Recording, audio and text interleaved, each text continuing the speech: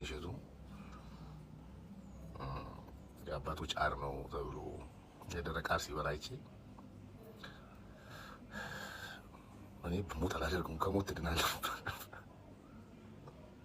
አልበላም። ለረጅም ሰዓት ነው ዝግን ብሎኝ ማለት ነው። አስሬ ነው ያስጠፋኝ።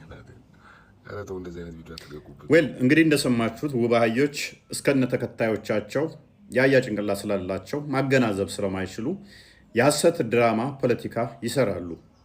እንግዲህ እሸቱ መለሰ የሚባለው ዩቱበር ገዳም ሄዶ የተመገበው የአባቶችን ካካ ነው የሚል ነው። ገዳም ውስጥ የሚመገቡት ካካ ነው የሚል የገዳም ስምን የማጥፋትና እንደዚህ አይነት ዘመቻዎችን ከፍተዋል።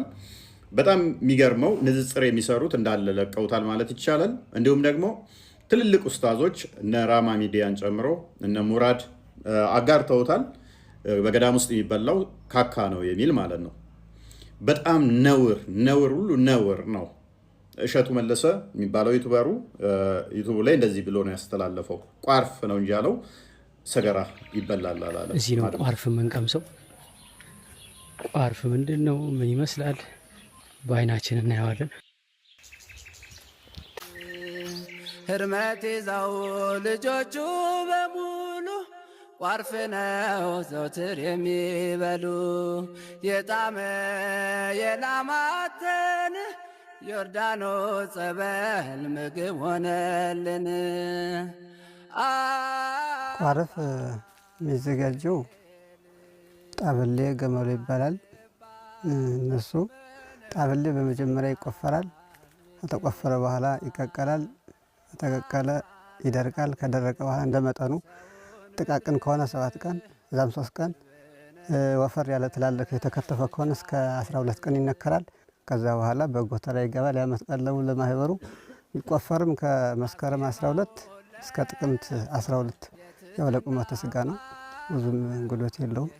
መራራ የተደረገው ለምንድን ነው? የክርስቶስ መከራ የዕለተ ዓርቡን ሐሞቱን ለማሰብ አባቶቻችን ቅዱሳን ይህን እየተመገቡ የክርስቶስ መከራ ያስታውሱበት ነበረ። ዌል እንግዲህ እንደሰማችሁት በገዳም የሚኖሩ አባቶች በረከታቸው ይደርብንና የሚመገቡት ቋርፍ እንደሆነ እንዴት እንደሚሰራም ተናግረዋል። ቋርፍ ምንድን ነው? እንዴት ነው የሚሰራው? ይበልጥ ማብራሪያውን አድምጡ። ቋርፍ የሚባለው ታሪኩ ይሄ ነው። ቋርፍ የሚባለው ሁለቱም ነው ወይስ የቷን ቋርፍ ይሄ ኑግ ነው፣ ይሄ ቋርፍ ነው። እንግዲህ ቋርፍ ነው። ምንድን ነው ቋርፍ የሚሰራ? ከምን ነው ቋርፍ? ይሄ ከሙዝ ከእንትና በናና ሳይበስል ገና ሳለ ተቆርጦ በእሳት ይቀቀላል። ተመልጦ ከፀሐይ ደርቃል። ኋላ በትንሽ እንትና መልክ አድርገህ ነው የሚደረገው። እንግዲህ እንደሰማችሁት ነው። ታዲያ ይሄንን ከሙዝ የሚሰራን ቋርፍ የሚባለው በገዳም የሚመገቡትን ነው። አባቶች ገዳም ውስጥ የሚበሉት ሰገራ ነው፣ ካካ ነው እያሉ ዋብዮች፣ ውብ አህዮች የሚሳለቁት፣ የሚዋሹት፣ የሚቀጥፉት። ውድ ሙስሊም እህት ወንድሞቼ፣ ኡስታዞቻችሁ በዚህ መጠን ለምንድን ነው ነውረኞችና ሐሰተኞች የሆኑት? ውሸተኛና ወራዶች ለምንድን ነው የሆኑት? በሐሰትስ የሚመለክ እውነተኛ ፈጣሪ ያለ ብላችሁ ታምናላችሁ? እንደነኛ አይነት ቆሻሾችንስ ለምን ትከተላላችሁ?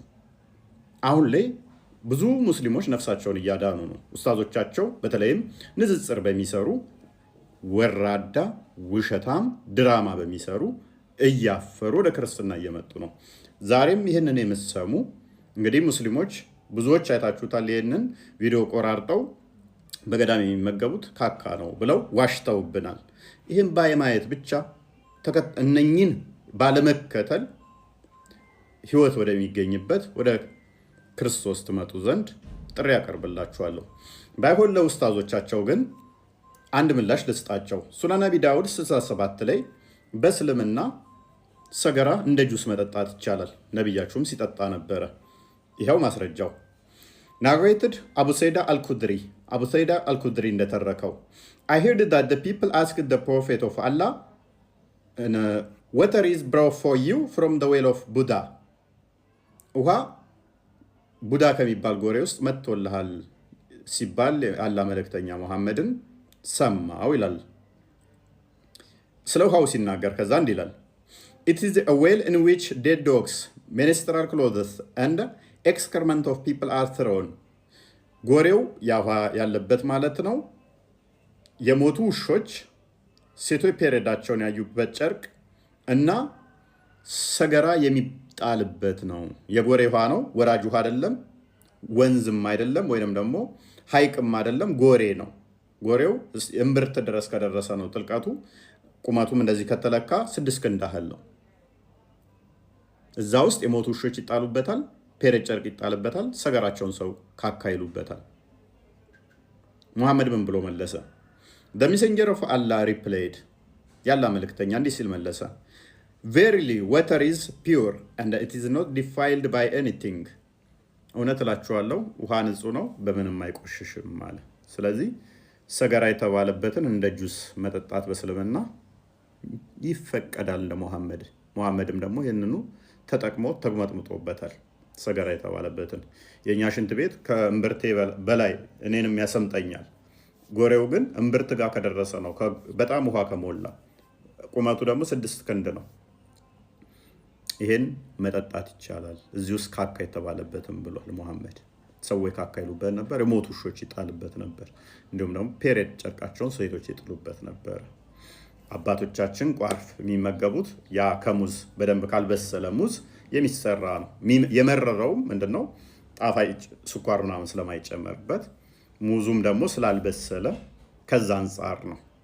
እና ከኑግ ከሰሊጥ ጋር ተደርጎ የሚበላን ምግብ ሰገራ ነው የሚበሉት፣ ካካ ነው የሚበሉት ብሎ መቅጠፍ ለኦዲየንሳቸው ምን ያህል ንቀት እንዳላቸው የሚያሳይ ነው።